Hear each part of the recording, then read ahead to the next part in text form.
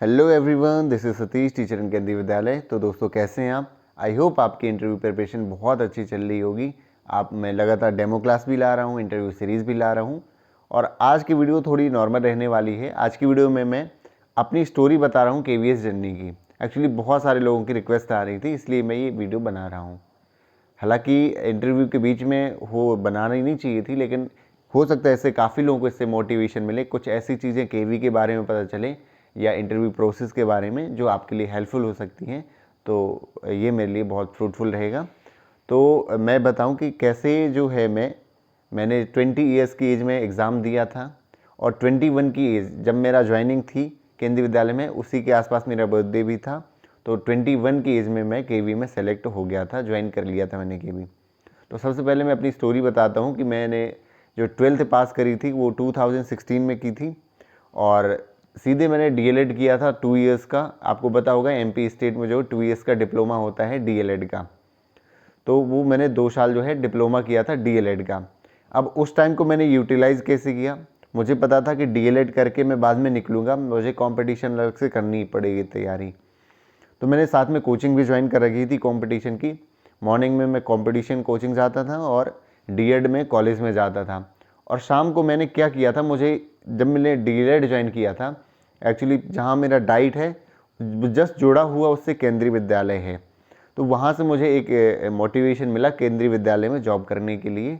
और कंटिन्यू हम डेली जब डाइट जाते थे तो डेली वहाँ की बच्चों की प्रेयर सुनते थे, उनसे टीचर से कई बार मिलना हो जाता था जब वो बाहर निकलते थे। तो तभी से एक मोटिवेशन आता था। ये बात है कब की? 2017 की। तो उस टाइम से ही मेरे दिमाग में क्लियर हो गया था कि हाँ, अब के ये मैं डाइट में मैंने डिप्लोमा किया हुआ है, तो टीचर जो टीचिंग करनी है तो हाँ केवी में करनी है, तो कोशिश तो करनी है। पता नहीं था कि कंफर्म हो ही जाएगा, लेकिन मैंने कहा कोशिश तो करनी है अपनी तरफ से।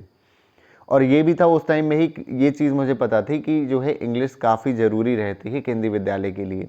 तो मैंने क्या किया था, उस समय में इतना विशुद्ध बिल्कुल हिंदी मीडियम का स्टूडेंट इस तरह का था कि आप यकीन नहीं मानोगे कि उस टाइम तक मुझे हिंदी में सब कुछ पता था, क्योंकि हिंदी मीडियम से था और बहुत अच्छे मेरे मार्क्स भी आते थे, 90+% ही आते थे मेरे 10th और 12th एग्ज़ाम में। लेकिन इवन में आप विश्वास नहीं मानोगे कि ट्राइंगल्स के टाइप भी आप पूछ लेते उस टाइम पे इंग्लिश पे, तो मुझसे नहीं आ पाते, है ना।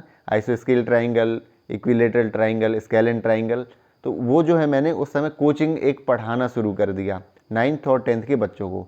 हालांकि मुश्किल लगा, लेकिन मैं पढ़ पढ़ के उन्हें पढ़ाता था जब मैंने डाइट किया हुआ था। तो जब मैंने डाइट किया 2017-18 में, उसका मैंने यूटिलाइज़ कैसे किया? डाइट वहाँ रेगुलर जाता था, वो पढ़ा मैंने। साथ में एक कोचिंग जो कंपटीशन की करता था, साथ में 2 कोचिंग में पढ़ाता था 9th और 10th को, एक एक बच्चे को। तो उससे क्या हुआ, मेरा जो इंग्लिश का पोर्शन है, मैथमेटिक्स का पोर्शन है, सारे वर्ड्स क्लियर हो गए, वर्डिंग आने लगी, इंग्लिश का काफ़ी अच्छा नॉलेज हो गया उससे। तो वो चीज़ मेरे को बहुत ज़्यादा हेल्पफुल रही है इंटरव्यू वाले पार्ट में, और अभी भी केंद्रीय विद्यालय में अब कोई दिक्कत नहीं जाती है ना। तो और उसके बाद क्या हुआ कि जैसे मेरी डीएलएड कंप्लीट हुई, उसके बाद क्या आ गया, टीचर्स की वैकेंसीज आ गई इसके। तो तुरंत ही उस टाइम पहली बार ऐसा हुआ था कि सीटेट और केवी एक साथ देने मिल गया था मुझे। हालांकि ऐसा हर बार नहीं होता है, हर बार जिसका सीटेट क्वालिफाई होता है उसी को देने मिलता है केवी का। तो एक साथ वैकेंसी आई थी, और ये बोला गया था कि जब आपका यदि सीटेट निकल जाएगा तभी केवीएस का इंटरव्यू देने मिलेगा, यदि आपका केवी के साथ साथ सीटेट भी निकल जाता है। और मान लीजिए यदि केंद्रीय विद्यालय मेरा निकल जाता, सीटेट नहीं निकलता, तो मुझे केवी का इंटरव्यू देने नहीं मिलता। तो मेरा जो 8 दिसंबर को, मुझे अच्छे से याद है वो समय, कि 8 दिसंबर को मेरा जो एग्ज़ाम था सीटेट का था, उसमें मेरे मैं पास हो गया था, 98 मार्क्स थे उस टाइम पे। और मैंने केवी का इसका एग्ज़ाम उसके जस्ट कितने दिन बाद दिया था, 22 दिसंबर का एग्ज़ाम था, लगभग 14 डेज़ के बाद, 14-15 दिन बाद केवी का एग्ज़ाम था। तो वो भी मेरा अच्छे खासे मार्क्स आ गए थे, उसमें भी 104 करीब आए थे 150 में से, और कट ऑफ 95 गई थी उस टाइम पे। और रिज़ल्ट आने के बाद मेरा जो इंटरव्यू है वो 24 फरवरी को हुआ था। और ये सारी चीज़ें इतनी जल्दी हुई और प्रिपरेशन भी बहुत बेहतरीन उस टाइम पे हो गई, क्योंकि मेरा जो है मैथ वगैरह सब्जेक्ट नॉलेज अच्छा था, क्योंकि मैं कोचिंग्स पढ़ाता था बच्चों को, तो उससे मेरा जो है सब्जेक्ट नॉलेज भी अच्छा खासा हो गया था। और वो उस बार के एग्ज़ाम में आया हुआ था, साइंस के ऐसे क्वेश्चन आए थे उस बार के केवी के पेपर में कि वो थोड़ा 8th 9th लेवल के थे पेपर में, जो साइंस वाले क्वेश्चंस आए हुए थे। उसके बाद क्या हुआ कि लोकसभा चुनाव का टाइम आ गया था, तो थोड़ा रिज़ल्ट जो है डिले हो गया था इवन। लेकिन वही बात, जिस दिन रिज़ल्ट आना था इवन, आप यकीन नहीं मानोगे, पता तो था, विश्वास था, लेकिन इवन मेरे हाथ काँप रहे थे जब मैं रिज़ल्ट अपना खुद का देख रहा था। क्योंकि किसी का भी बहुत अच्छा एग्ज़ाम गया हो, उसको भी यही लगता है कि कहीं ना कहीं हो जाए सिलेक्शन, चाहे आखिरी में हो जाए, चाहे जैसे हो जाए, है ना। तो वो जो है रिज़ल्ट आया और मुझे एक फाइनली एक सेटिस्फेक्शन मिला कि हाँ, अब एक जॉब आ गई है और मैं प्रिपरेशन अब आगे भी कर सकता हूँ कंटिन्यू। तो उस टाइम आप सोचिए, मेरी उम्र जो एज थी वो 20 ईयर्स की थी, 20 साल की थी, और उस टाइम पे मैंने एक जॉब जो है ये सिक्योर कर ली थी अपनी, कि ये मैं केवी में, मेरे पास ये जॉब सिक्योरिटी हो गई है। उसके बाद क्या हुआ कि अब आपको स्कूल अलॉट होने थे। एक्चुअली इसमें भी बहुत, क्योंकि हर चीज़ नई नई थी, हर कुछ नया था मेरे लिए। जो जॉब जो है स्कूल जब अलॉट हो रहे थे, मेडिकल बनवाना, तो जब स्कूल अलॉट हो रहे थे उस टाइम भी ये लग रहा था कि अब कहाँ का मिलना है। बहुत रखा था कि बहुत दूर मिलता है, नॉर्थ ईस्ट भेज देते हैं, है ना। और मैंने चूज़ किया था सेंट्रल जोन। तो एक्चुअली होता क्या है, एक साथ लिस्ट नहीं आती है कि एक साथ आपकी टीचर्स की लिस्ट आ गई कि उसको इसको कौन सा स्कूल मिला। डेट पता होती है कि आज आनी है, 1 या 2 दिन डिसाइड हुई थी डेट कि इन 2 दिनों में रिजल्ट आना है। और कैसी आती है, रीजन वाइज। जैसे आपको पता बहुत सारे रीजन में डिवाइडेड है ये केंद्रीय विद्यालय। जैसे आगरा रीजन हो गया, भोपाल है, जबलपुर। तो मान लो ऐसे वेबसाइट में लिंक आ रही थी कि आगरा रीजन की लिस्ट आ गई, है ना, तो वो हम अपना नेम चेक कर रहे थे पूरे में। फिर भोपाल रीजन की आ गई थी, तो मेरी जो है, जहाँ मैं पन्ना से हूँ, तो वो जो है उस रीजन में मेरा नाम नहीं था, पन्ना रीजन में। हाँ, हालांकि सिक्योरिटी तो थी कि चूँकि मेरा तो रिजल्ट आ गया था, पहले रिजल्ट आ चुका था, स्कूल अलॉटमेंट बाकी था। तो जैसे पन्ना के आसपास मुझे नहीं मिला उस वाली लिस्ट पे, तो मैंने सोचा कि अब सीधे मुझे नॉर्थ ईस्ट भेजेंगे ये लोग, या फिर जम्मू कश्मीर या फिर साउथ में भेजेंगे। लेकिन आखिरकार शाम शाम तक ये आगरा रीजन वाली लिस्ट आई थी, और इसमें जो है मेरा नाम केंद्रीय विद्यालय ललितपुर में मेरी पोस्टिंग उसमें दिखा रही थी। और उसके पहले भी इवन मैंने ये ललितपुर का नाम भी नहीं सुना था, हालांकि मेरे घर से है 250-300 किलोमीटर दूरी है, झांसी के आसपास ये पड़ता है, झांसी के पास। तो मैंने गूगल में सर्च किया था, फिर मैं उसके बाद जो डॉक्यूमेंट्स, उसके बाद कॉल लेटर आ जाता है आपका घर में, ज्वाइनिंग लेटर जो रहता है वो आपके घर में आ जाता है, और उसमें ऑफ़र ऑफ एक्सेप्टेंस मेल से भेजना होता है स्कूल को। एक बॉन्ड बनवाना होता है उस टाइम पर, बॉन्ड एक होता है, उसमें आप ये लिखते हो कि आपको 2 साल के पहले आप जॉब नहीं छोड़ोगे, नहीं तो 2 लाख रुपए आप फिर उसको बदले में आप दोगे। ये हर एक जॉब में आजकल ऐसा होने लगा है, जब तक प्रोबेशन पीरियड रहता है ना। तो ये तो हर एक जॉब में ही होता है। और मेडिकल उस टाइम पे बनवाया था मैंने।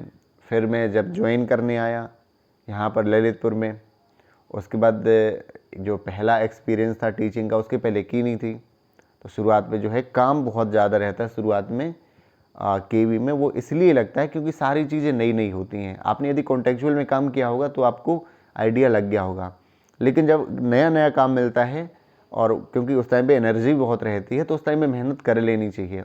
और मैंने भी की है, और 1 साल में लगभग जब सारा काम सीख लेते हैं, अब आसानी से काम हो जाता है। पहले से हमें पता होती है कि कौन सी चीज़ें ज़्यादा प्रायोरिटी की हैं, उन्हें पहले करना है, कौन सी चीज़ों को थोड़ा 1-2 दिन हम लगा सकते हैं कि किसको पहले करना है, किसको बाद में करना है। प्रायोरिटी हमारी सेट हो जाती है काम के लिए, और कोई में जल्दबाजी नहीं होती है, क्योंकि हमें काम सारे पता हो जाते हैं। आप भी जब केवी में आओगे सब कुछ सीख जाओगे 1-2 सालों में, तो ऐसा रहता है। और यही सब था मेरे अभी तक इस ये जो केंद्रीय विद्यालय की जो जर्नी थी अभी तक। उसके बाद क्या है, अभी मैं कंटिन्यू, अब तो मेरी ग्रेजुएशन भी हो गई है, कंटिन्यू बीएड भी कर रहा हूँ, और अगली बार जो है मैं एलिजिबल हो जाऊँगा डिपार्टमेंटल एग्ज़ाम देने के लिए, टीजीटी और पीजीटी, और उसकी प्रिपरेशन मैं खुद भी कर रहा हूँ। और आपको यूट्यूब में गाइड करता रहता हूँ, ताकि आप लोग भी जो हैं आ सके। हमारे मेरे दोस्त भी जो हैं तैयारी करते रहते हैं, और मेरे दोस्तों का ही सजेशन था कि तुम यार सतीश केवी में पढ़ाते हो, तुम चैनल क्यों नहीं बनाते हो, और थोड़ा गाइड किया करो हमें भी। तो मैंने सोचा बनाया जाए, और कोशिश ही मैं कर रहा हूँ अभी भी। मैं एक बड़ा प्रोफेशनल टाइप नहीं हूँ, छोटा सा स्टूडियो है, स्टूडियो नहीं कह सकते, मोबाइल है और एक छोटा सा बोर्ड है, लैपटॉप है।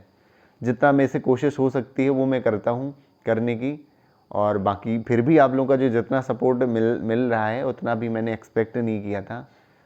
तो thanks a lot for this, for your support. तो अच्छा लगता है, और इसी से मोटिवेशन मिलता है, लगातार मैं लाता हूँ वीडियोस। तो ये सब था मेरी केवीएस की जर्नी के बारे में। और जो इंटरव्यू की प्रिपरेशन थी वो भी मैंने 1 महीने पहले स्टार्ट कर दी थी। तो इंटरव्यू में जब मैंने लिस्ट में अपना नाम देखा था और मुझे पता चल गया था कि कट ऑफ से 4-5 मेरे कितने 8 या 9 मार्क्स ज़्यादा नंबर थे, तो थोड़ा सा इंटरव्यू में बेनिफिट मिल जाता है, जिसके 6-7 नंबर ज़्यादा होते हैं जिसमें आपके रिटन में।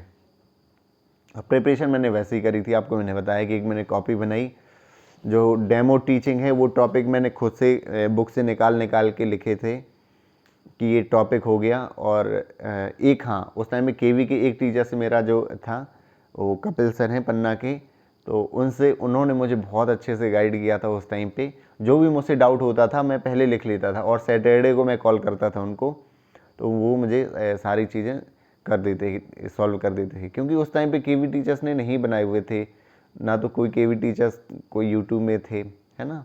सारा प्राइवेट चल रहा था, प्राइवेट जो चैनल्स हैं, अब उनको सच में आइडिया नहीं होता, उन्होंने नहीं दिया है ना इंटरव्यू। हालांकि प्रिपरेशन करवाते हैं वो, लेकिन उतना रियल आइडिया नहीं रहता है कि क्या कैसे होता है वहाँ पर, क्योंकि रियल एक्सपीरियंस वही केवी के टीचर्स ही दे सकते थे। उस टाइम में मुझे भी लगता था कि कोई केवी का टीचर्स मिल जाए, लेकिन मुझे एक सर मिले थे और पूरा उनने गाइड किया था। मैंने प्रॉपर प्रिपरेशन करी थी, कॉपी भी बनाई थी, उसकी प्रैक्टिस भी डेमो टीचिंग की रेगुलर कर रहा था और अपने अच्छे से आंसर भी प्रिपेयर कर रखे थे बहुत सारे।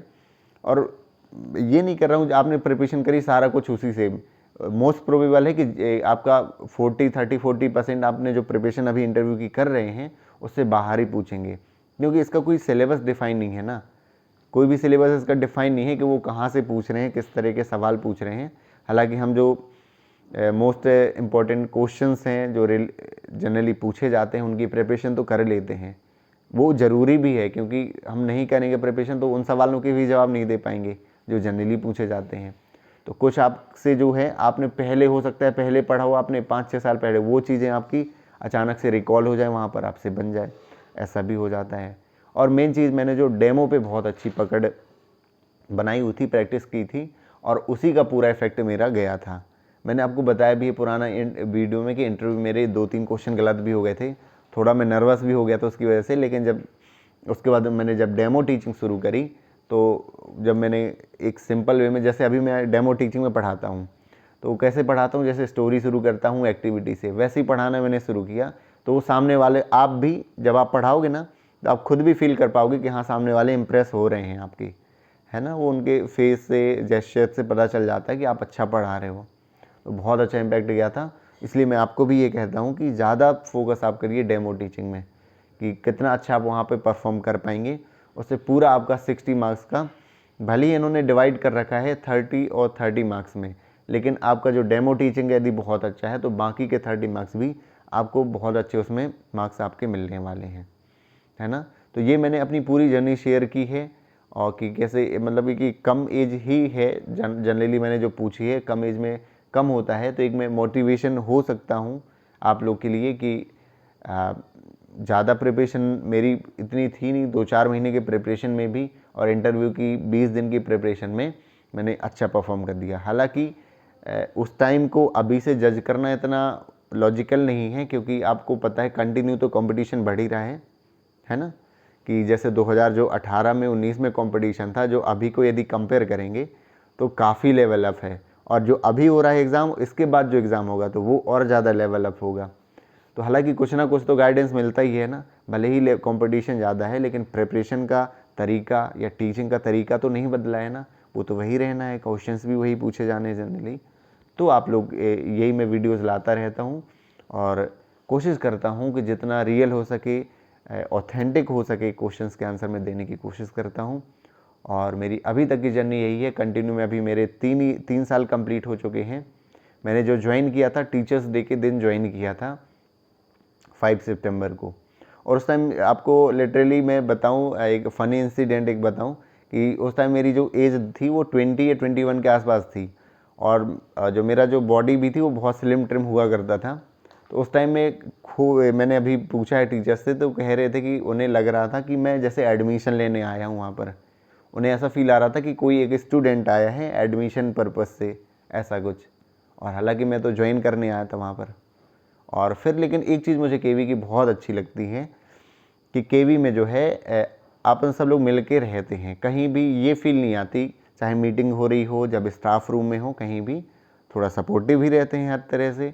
और एक आप यदि टेक्निकल माइंडेड हैं तो केवी एकदम परफेक्ट जगह है। आप खुद का भी ये डेवलपमेंट कर सकते हो, Excel, Microsoft Excel, PowerPoint सीख करके सारे वहाँ पर अवेलेबल रहते हैं रिसोर्सेज, आप उनका यूटिलाइज़ कर सकते हैं, है ना।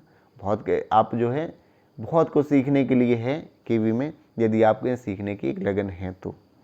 और केवी में सब लोग जो है, कभी भी आपको ये नहीं फील होगा कि आप पीआरटी हैं, टीजीटी हैं, एक अलग प्लेस उन्हें दी जा रही है। सब एक स्कूल रहता है, एक रूल चलते हैं और एक जैसे ही सब लोग रहते हैं, ऐसा रहता है पूरे केंद्रीय विद्यालय में। इसीलिए और मेरा अच्छी बात थी कि घर से नियरेस्ट मिल गया, तो मुझे ज़्यादा वैसा मिला नहीं है। हालांकि चांसेस हैं मेरे कि कहीं ऐसा ना हो कि अभी ट्रांसफ़र आए और मुझे हार्ड डिसीजन मिल जाए, पता नहीं, वो तो फ्यूचर की बात है, जो भी होगा वो तो जाना ही है। और आप भी केवी में आए तो ये मान करके आए कि कहीं भी आपको भेजा जाए तो वहाँ आपको जाना पड़ेगा, है ना। कहीं ये मत सोचिए कि हमेशा आप घर में ही रहेंगे, ये तो फिर पॉसिबल नहीं है केवी में यदि हैं आप। हालांकि पीआरटी में तो आप रह सकते हैं, लेकिन आप टीजीटी में, पीजीटी में हैं तो आपकी ट्रांसफ़र तो जनरली 2-4-10 साल में होते रहेंगे। तो आप यही माइंडसेट पहले से ही बना लीजिए कि आपको अलग अलग जगह एक्सप्लोर करने को मिलता ही रहेगा। आप पूरी जॉब में आप 2-4-10-10 साल के लिए अलग अलग जगह में रहने वाले हैं। So thank you so much for watching this video. मैंने कुछ अपना एक्सपीरियंस शेयर करने की कोशिश की है एक वीडियो के थ्रू, और कुछ यदि आपके लिए काम का लगा हो, कुछ आपको हल्का सा भी मोटिवेशन मिला हो, तो ये मेरे लिए प्लेजर की बात होगी। सो मिलते हैं अगले वीडियो में, और मैं लगातार डेमो की सीरीज़ ला ही रहा हूँ। अभी लेटेस्ट मैंने एक अभी रिकॉर्ड की है क्लास, वो था टाइम वाली क्लास। आगे भी मैं ईवीएस के टॉपिक अब मैं लाने वाला हूँ। पहले मैंने मैथ्स के काफ़ी सारे टॉपिक कवर करे हैं, अब ईवीएस की सीरीज चलाऊँगा कंटिन्यू। सो मिलते हैं अगली वीडियो में किसी नए टॉपिक के साथ। Thank you so much for watching this video. Bye bye.